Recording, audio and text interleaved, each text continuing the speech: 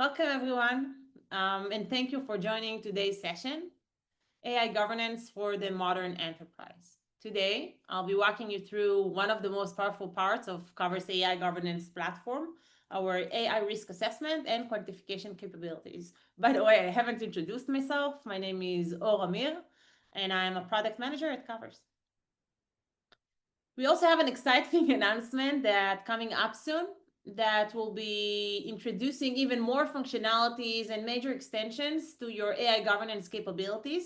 So definitely keep an eye out for that and meet me in my next webinar that's coming up very, very soon. I'm super excited. We're all super excited.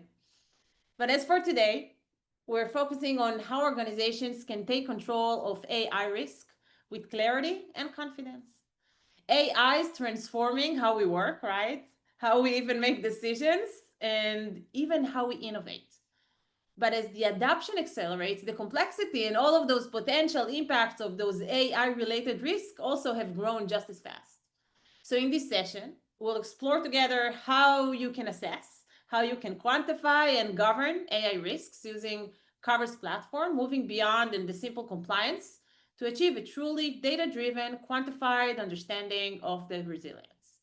I'll show you how structured controlled assessment can help benchmark your organization's AI maturity, to identify those critical gaps, and most importantly, use the financial quantification to target high-impact investments and clearly communicate AI risk to the board, to the executives, and the other stakeholders. So let's get right through it. Hold on, I'm switching my screens. So the first challenge most organizations face is simply understanding where do they stand, right? The controls assessment provides that foundation. Kovrr's controls assessment transforms the fragmented or the independent activities into cohesive, measurable picture of your cyber AI maturity. You can benchmark your organization against leading frameworks such the NIST AI RMF. And let me walk you through how with the Kovrr platform, you can identify those gaps, define improvement goals, and align teams across the organization. So I'll show you now how it looks like. When we're starting a new assessment, we can, of course, give it a name. Let's call it NIST RMF, AI RMF. And let's call it 1, okay? Because I'll show you 3 of them. And if I have already have a company within the Kovrr's platform, which I quantify and I assess, I can also select and to get those attributes later on connected between them. And the controls frameworks for today, we'll use the NIST AI RMF. Now, our assessment allows you to answer and to assess, right, your controls and your maturity and your compliance in different granularities. We can do category, that it's the really high level one, or controls level. We can do subcategory, or the sub-controls, that it's 1 level down. Or even go deep into more questions style that will help us sometimes to take those ambiguous languages about how the frameworks themselves define controls, right? And to ask ourselves, do I have or to join with other teams members? So for each one of those granularities, we can also use our scoring scale. In some cases, companies are using 0 to 4 or using 1 to 5. So it's still 5 steps, as you know. And we can answer it once for each control or for each subcategory. I can answer it once, but also sometimes I can make, if you want, right, a scoring system that is multidimensional, because we know that when we're looking at a control and we're trying to assess it together, sometimes we say, yeah, it exists, or it's not completely documented, or it exists and it's documented, but the enforcement, it's not like 100% across the company, right? And those weights will also impact the scoring system and mechanism and your posture, and by the way, also your gaps. But let's use and start with a simple one. So NIST RMF, category, let's say 1 to 5, and a single score. So the way it will look is we'll receive our questionnaire. And our questionnaire, of course, as the framework in this case, has 4 functions, right? Each function basically serves a different purpose within the risk assessment process. So we can use about the governance, that it's mainly about policies or the mapping of those risks, or even how to measure them later on. Now, within, let's take map as an example, right? We have this control map 1 within the framework, and it asks us, understanding the context of AI use, context is establishing and understood. As we said, very, very high level definitions that the frameworks allows us to do. But we can always, in no matter what granularity whatsoever, we can define two types of scoring. The first one is also where I am at the moment, right? The current status of mine. And also, as you know better than me, guys, is where do I want to be? Where the company aiming to? What is my future work that needs to be done? And later, of course, we talk about those gaps that we've introducing or that we're needed to analyze and to understand where do we start first. So let's say the current is 1 and the target is 4. And we can keep going throughout each one of those controls. And there are couple more things we can do about each type of control or each type of granularity that we're looking to assess. The first is to assign owner. You know it from cyber, and now you even know it better than AI. There's a shared responsibility here, right? It's not about just the security team. Sometimes we have GRC people involved, and we have the risk teams and the ethics, and we have legal, and we have committees. So maybe for this specific one, I want someone else to help me answer those questions. And of course, sometimes also, not each control is really applicable to any type of company. It really depends what are you using the AI for, right? So if we choose to say, okay, this control is inapplicable to us, which is okay, you can of course click that and mark that, and later you'll need also to explain why, and I'll explain in a minute. And all of the correspondence around that can be managed over Kovrr's platform together with attachments. This is super important, whether you want to keep the continuity around how you do the process, right? And how you share the responsibility and the work over in general, over the category or over the control. But also later, if we'll think about maybe auditing or compliance on presenting to the board or just saving the knowledge for next time. So really encourage you to do this process and to work together internally. The assessment, of course, is in progress, and when you finalize, you can see the results. But before that, I want to show you just another granularity. We said let's do level 2. We don't need to choose let's do subcategory, and the subcategory also looks the same, right? But now instead of, let's say, map 1, that is understanding the context of AI use as we've looked at before, right now, all of a sudden, we have all of the 6 subcategories, the subcontrols that the AI RMF, NIST AI RMF, including under this specific control. And that becomes more interesting because we've said that this definition is a really, really high level. And again, we can start doing the work for each of them. So from understanding the context of AI use, now, is there intent purpose? Is there interdisciplinary AI actors is the organization's mission and relevant goals for the AI is understood and documented? We can break it down into more work within our teams and to assess ourselves better. And if we wish, we can do a 1 level more. Sometimes this is even a bit tricky for some of us to answer. So we can go all the way to the questions that we've created for you together with, of course, the materials of NIST AI RMF. And if we'll take, again, map, let's say 1.1 or 1.2, we can see that those questions ask me a little bit more about, do you have a documented policy or procedures that define those roles, the evidence expectations in the last 12 months? Have you or did you operate that continuous monitoring? And that can also help in estimating what is the level of each one of the categories. By the way, any type of questions you have throughout the webinar and throughout my demos, you have your box. Just please send it to the chat, and the moderators will, of course, pass that to me later on. So this is the process of collecting the input and answering those questionnaires. Later on, as you can see, right, we have the results. So when the assessment is done, the real power is the visuals.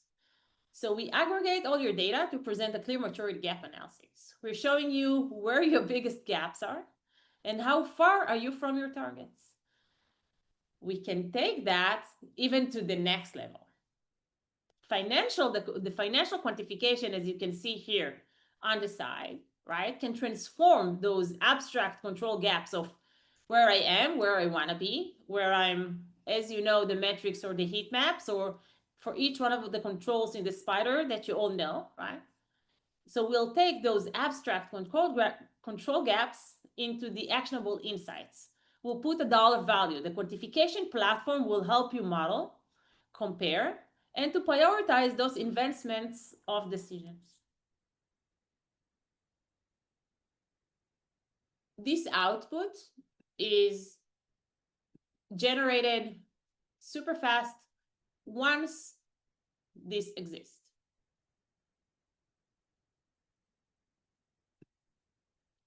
But if we think about quantification, we can think of another powerful use of using it. And in the process of governing AI risk. And it's the ability to measure the exposure of a single Gen AI model. And then to understand what is the level of risk that introduces to your organization. I'm thinking about my life, Kovrr's life, or to think about even yours, right? Today, Gen AI models are literally everywhere. People across probably each company, even your company that you work at, are using them daily, constantly, all the time, and sometimes we don't even know it. So you want to enable the innovation, of course, and you want to let teams explore those tools. This is the future that's happening also now. But at the same time, because of your responsibilities and the jobs that you're trusted on, you need to make sure those risks are properly assessed. So that means, for example, to understand what data goes into these models, maybe, right? Or how much of your business relies on them. Kovrr's model allows you to quantify the potential exposure in the upcoming year related to the use of a Gen AI model. As an example, I'll show you here. We have an example for model ChatGPT-4 of a specific company that it's using it. So we're quantifying the potential exposure for the upcoming year. And our technology gives you full transparency into the calibrated assumptions and the flexibility to adapt those to your organization's specific context. The quantification changes your organization way of making decisions. It allows you to prioritize based on financial data, to communicate clearly with executives, and to allocate resources effectively. You can identify which controls deliver the highest ROI. I'll show you that in a minute. It allows you to define your organization risk appetite. And we know you all are doing those hard conversations for many, many years. And with AI risk, it even becomes a little bit more complicated, right? And to use these quantified results to negotiate better insurance coverage. So let's take a look at how the quantification is done. So here we can see the quantification output, and I kind of like starting from the results, right? Because the end of the story will help us understand what is the beginning of it in terms of inputs. So what we do is a Monte Carlo simulation of next year, and we do it simulating 25,000 times next year. So if you think about it, behind the scene, there's a model that looks and understand how your company is using a specific Gen AI model, and then has 25,000 different copies of what can possibly go wrong next year for your company while using this Gen AI. The way it works in general, in the simulation, we can think very, very high level on two factors. The first factor, we call it frequency. Frequency is what is the chances for me to suffer an incident, or what is the probability. The second is severity. Severity means once the event occurs, right, how bad it's going to be, what is the magnitude of impact, what is the loss associated with that. And each thing within each variable that goes into the model can impact frequency, severity, or both. What happened here is that for this company, model ChatGPT, which we've modeled their use case, right? Them using it, 25,000 options of next year. We've took all of the average losses. We took the losses across all the 25,000 years and averaged them up. That code is called an AAL, annual average loss. The average loss across the simulation is $6.2 million. The worst case year, right, out of the simulation was $85 million. The chances for them to suffer an incident related to the model ChatGPT-4 is 18%. Without any controls in place, right? And we looked about controls in a minute. Without any controls in place, the 6 average becomes 12. So see how effective your controls already are. And the worst case, the 85, is 190. And this is the expected loss curve, the EP curve, that shows all the probabilities and all the severity, right, of the simulation. Now we can take that 6.2 and start breaking it down. So as in cyber, we have the Mitre attack, right? Mitre actually released a framework, I don't know if you know it, it's called the Mitre Atlas, where they specify how incidents of AI can occur in the different phases, including also mitigation, very, very technical mitigations to help us work or mitigate, in this case, this risk. So in our model, when we generate events that are related to model ChatGPT together with these initial vectors that Mitre Atlas suggests based on the data that we acquire and we have, and we also find them. So what we can see here, that out of the 6.2, for example, 2 million out of the loss started because of phishing attacks. And phishing, by the way, we explain them here also. What is the phishing in terms of AI? And sometimes they also offer, as you can see, techniques to mitigate. As you can say, AI supply chain compromise, for example, it's almost $1 million loss. And Mitre attack tells you exactly, look, you should verify the AI artifacts, right? And it's a technical mitigation and it relates to the life cycle of the business and data understanding. So you need to verify the cryptographic checksum or to generative AI guardrails and so on and so on. So we'll leave you not only with the loss, but what should I do about it if I want to mitigate it? Another option of the breakdown is to understand what types of events, right? So I can have an event that starts from phishing or drive-off compromise or valid accounts, but each one of them can potentially, based on the data and those frequencies that we've collected, can end up in 4 main different types of events. It can be DexTag exfil, it can be the model integrity, it can be the availability of it, or the wastage. And still, you should ask, so 6.2, what am I paying for? What is a 6.2? And we have what's called damage types, because no one can predict really how much one single incident costs, while when we break them into small pieces, we have a calibration and we can also estimate it better. So we have all of the different types of losses that Kovrr knows how to model because we have the data around. But our model, as we said, full transparency allows you to add your own as well. As an example, and I'll show you in a minute, also the costs. Once we have the loss, if you remember, we did the assessment of the NIST ARMF. So we can call upon this assessment and put that within the model and to say, oh, great, I'm using ChatGPT-4. This is my posture. Great. So now govern one that today it's not implemented. If I fully implement that, it will reduce my risk around $320, right? $1,000. And my worst case scenario will remove another additional 5 million. And now here it is, the quantification about prioritizing, or where should I start? But this is the output. The input is really simple. We kept it really simple. You need to tell us, who are you? What regulations do you obey? Because regulations about costs.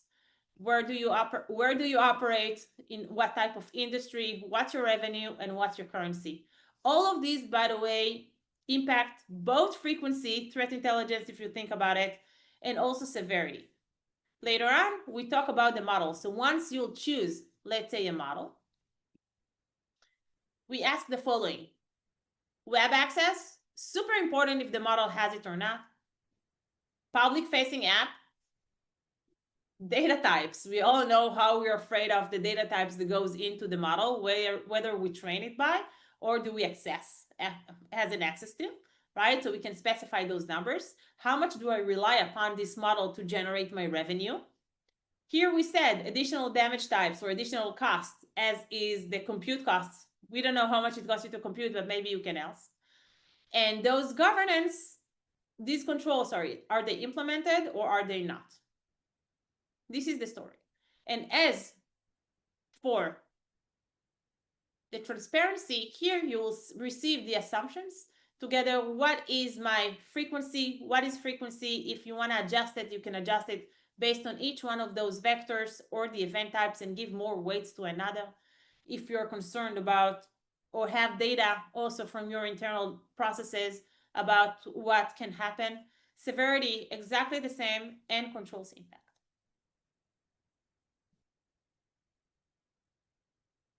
I do remind you, please, any questions? I know it's a lot to digest and it's pretty new. So please send me messages on the chat.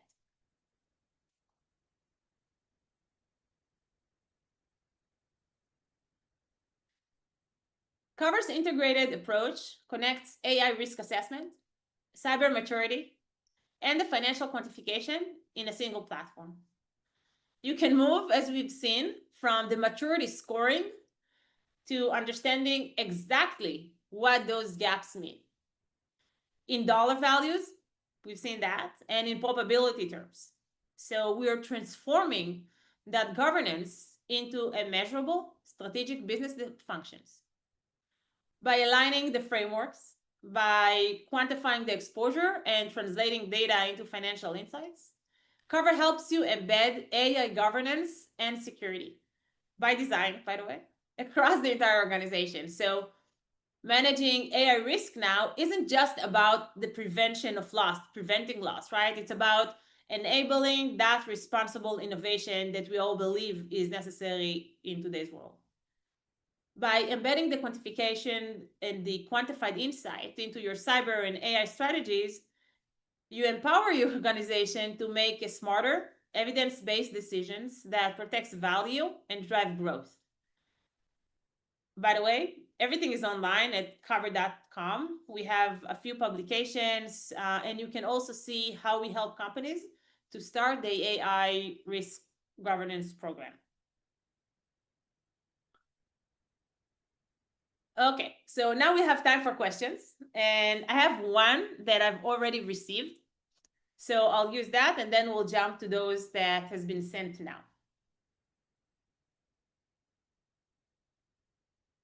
Any questions, by the way, that we won't get to them, there are a couple of options to reach out to me. You can reach to contact@Kovrr. You can find me at kovrr.com in an email or LinkedIn or whatever you need, and we'll be happy to support you, to answer, and even to meet later. And yeah, by the way, there will be a recording available, and you'll get, of course, the link. It's all on our website. So once we have a webinar, you can go to the knowledge base and you see it all. Probably also YouTube. Okay. So the first question that I have already is, where's the product is going to help organizations to be better positioned for AI being used in suppliers' systems? And when I saw this question, I was like, okay, that's a great one. And the reason for it being a great one is when we talk about AI being used in the supplier systems,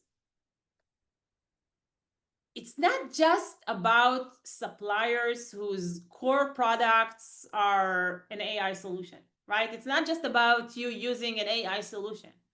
It becomes more complicated. It's starting to include your traditional vendors the ones you've worked with for years. By the way, those that you even sanctioned and they're now good to go within the company and everybody are using. But now they're embedding AI features, for example, into their services, or even using AI internally in their operations and supply chain. And often we don't even know it, right? You don't even know that that's what they're doing. So remember before that I told you we have an exciting news coming up? So in the upcoming weeks, Kovrr is launching its full AI governance platform, which will include, as an example, asset visibility. It will be for first and third party risk. So please stay tuned and come to my next webinar. Oh, wait. Okay. And an additional question that's just coming up. What types of companies have already adopted the platform? Okay. What type of companies have, so what we're seeing in the market right now is that even large enterprises, which are basically our customer base, right, are still in the very early stages of their AI governance journey. The assessment and the quantification that we've shown you today have been already a core part of how our customers are building their AI governance program. And the new models that I keep referring to that we're about to release will go beyond that assessment and that quantification, such as the asset visibility, but not only. So, and those customers already has been, those models already been in beta with our design partners and helping them to get the fundamentals right. If we think about that, those models will basically lay the groundwork for a stronger, more sustainable AI governance program.